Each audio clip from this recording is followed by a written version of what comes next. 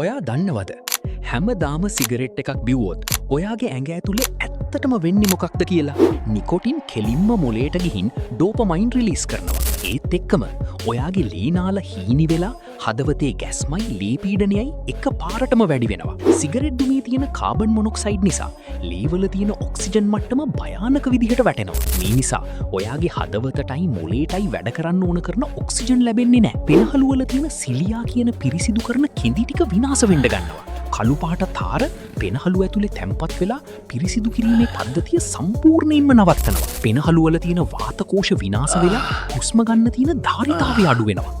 නිතරම හැදෙන කැස්ස නිසා ඔයාගේ ඇඟේ ශක්තිය සම්පූර්ණයෙන්ම පිරිහෙනවා.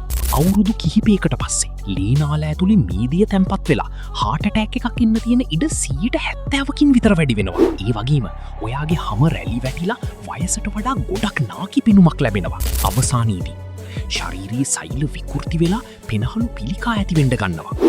අන්තිමට දරාගන්න බැරි වේදනාවක් එක්ක ඔයාගේ හුස්ම ගැනීම සදහටම නතර වෙනවා. ඔයාගේ සිගරට් බොන යාළුවත් පහලින් මෙන්ෂන් කරගෙනම යන්න. ඒ වගේම දිනපතා සෞඛ්‍ය උපදෙස් සහ බොඩි හැක්ස් මග නොහැර බලන්න මාව ෆලෝ කරන්න.